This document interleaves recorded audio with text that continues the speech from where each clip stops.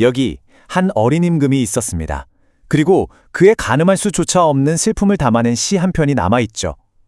오늘은요, 모든 걸 빼앗겨야 했던 한 소년 임금의 비극적인 삶, 그리고 그가 남긴 절규에 가까운 시 한 편을 자료를 통해 깊이 한번 들여다보겠습니다. 하늘은 귀머거리인가? 어찌 애달픈 하소연을 듣지 못하는가? 이게 바로 17살의 나이로 세상에 완전히 버려진 한 임금의 외침입니다. 그의 모든 원통함과 한이 이 한 문장에 그대로 응축되어 있는 거죠. 자, 먼저 단종이 어떻게 그토록 빠르게 또 비극적으로 추락하게 되었는지 그 과정을 한번 따라가 보겠습니다.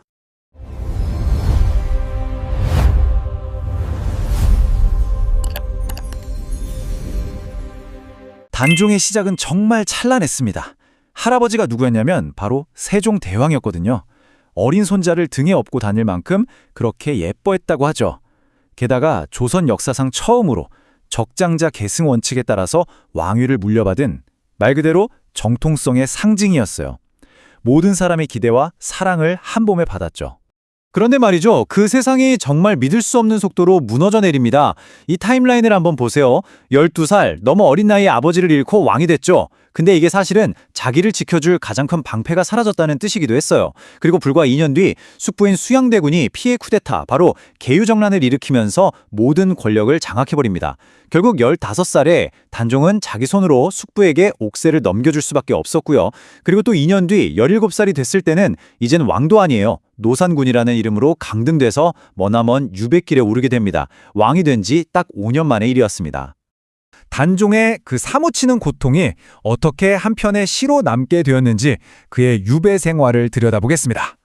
단종이 도착한 영월의 청룡포는요, 그야말로 자연이 만든 감옥이었습니다.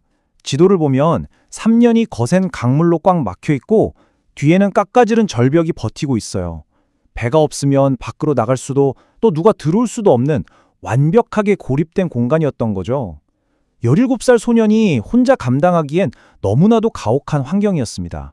이 절망적인 고립 속에서 단종은 주변의 자연물에 자기 마음을 기댈 수밖에 없었습니다.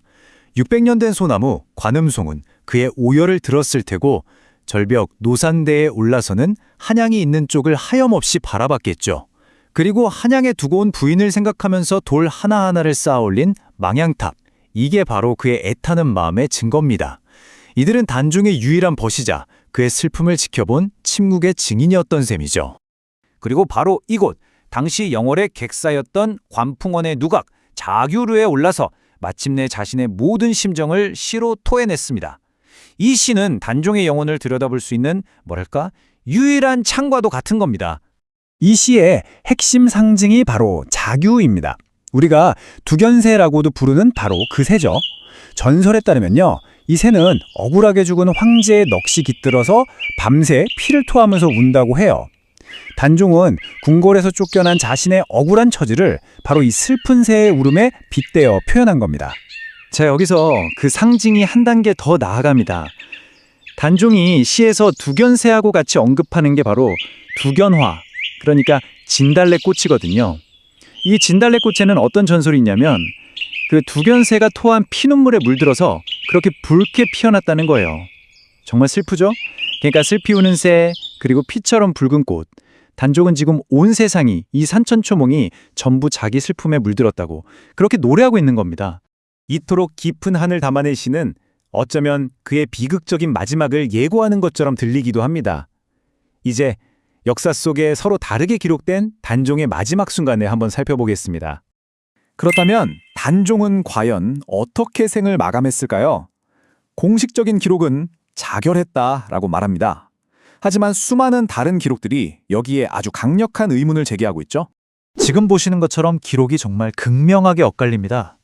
당대의 공식 역사서인 세조실록에는 노산군이 스스로 목을 매어 죽었다라고 아주 간결하게 적혀 있어요. 하지만 여러 야사, 그러니까 비공식 기록들을 보면요, 사약을 가져온 금부도사가 참아들이지 못하고 망설이자 한 하인이 공을 세울 욕심에 활 시위로 목을 졸라 살해했다. 훨씬 더 구체적이고 끔찍하게 묘사하고 있습니다. 상황은 여기서 더 비극으로 치닫습니다. 그의 죽음 이후에 시신을 거두는 자는 삼족을 멸한다는 서슬퍼런 어명이 내려졌거든요.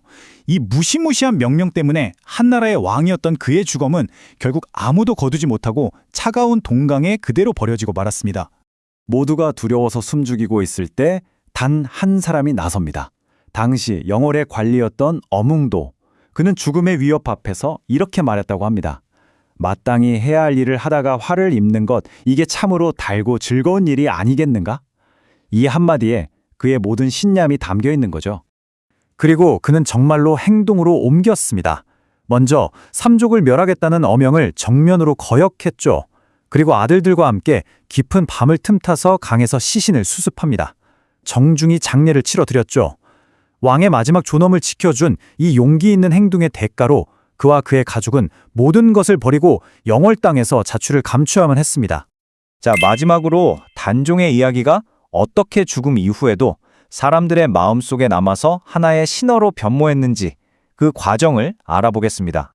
공식 역사에서 단종은 노산군이라는 폐위된 군주로 기록되었지만 백성들의 마음속에서 그는 죽지 않고 신이 되었습니다.